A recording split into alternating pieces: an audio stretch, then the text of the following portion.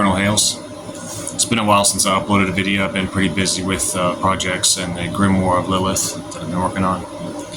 But today I wanted to do a video review on Kinesic Magic by Donald Tyson. This book is pretty interesting in that, like, you know how in most occult systems you have different tools that you use for your rituals. You have the athame, the chalice, triangle of art if you're into summoning rituals and stuff like that. With Kinesic Magic, you don't use any of those things. You just use a series of gestures and also hand positions that represent the elements, the planetary spheres, and also the zodiac and all their different energies. I like the book pretty well, even though some of it seemed kind of, I guess you would say, repetitive. A lot of what it boils down to is you learn about each element, you learn about each planetary sphere and their associations, and what energies that they correspond with. Same thing with the zodiac. And you use these gestures and postures to channel and direct this energy for different effects. Plus visualization. You visualize the energy going into your body or leaving your body, depending on what gestures you're using. It's a pretty good and versatile system to work with. I've experimented with some of it. It teaches you how to summon the elemental beings like gnomes, sylphs, salamanders, and how to view them. It has a posture called the scrying posture where you can go like this.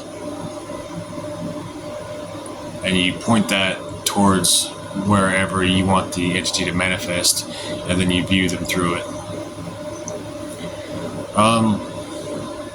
It's pretty good for people who want to work psychic vampirism as well, because it has different postures for drawing in energy.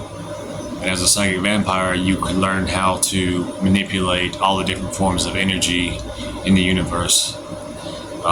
You can drain a place of planetary energy or elemental energy, things like that. So as far as what a psychic vampire or energy vampire could get out of the book it's quite substantial.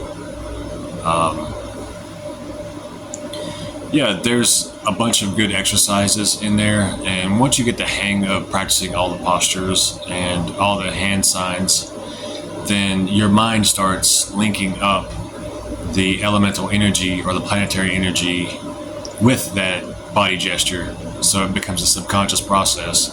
So when you make, say, like the hand symbol of fire, it's like you'll automatically click in your mind, fire element, fire energy. You can draw in that energy to help you say push through a workout, or if you're too amped up, you can use the sign of earth to ground yourself. It has invoking and banishing gestures as well. So it's basically a full system of freehand magic without tools and without any of the trappings usually found in ceremonial magic. It even has a gesture for making a spirit manifest, or an element or planetary or zodiacal energy manifest. And he has workings in there to where you can interact with the gods of the planets and get inspiration and gnosis from them. So it's very hands-on book. It's like, here's the tools that you need, practice, and the versatility of it is you can create your own combinations of gestures and hand signs to create different effects. And I'm sure that people who practice weather manipulation magic would be able to use the hand positions in that book to affect different weather patterns and things like that. Another thing which would be good to use this book for is during the winter, if you want to learn how to control your body temperature, use the sign of fire, like in the invoking form, while you're sitting out in the snow, and focus intently on being surrounded by fire and heating yourself up while you're surrounded by snow. So something kind of like monks do during their initiation. But other than the repetitiveness, I would give this book probably a 7 out of 10. Because there are some different things, different signs, different planets and stuff where it's like, how exactly am I going to use this, in my occult practice? And those gaps in it, I'm pretty sure he left, for the person to fill themselves through experimentation and stuff, because I think Donald Tyson is really about people practicing, what he teaches or practicing what they learn instead of just, reading it and going on about their day.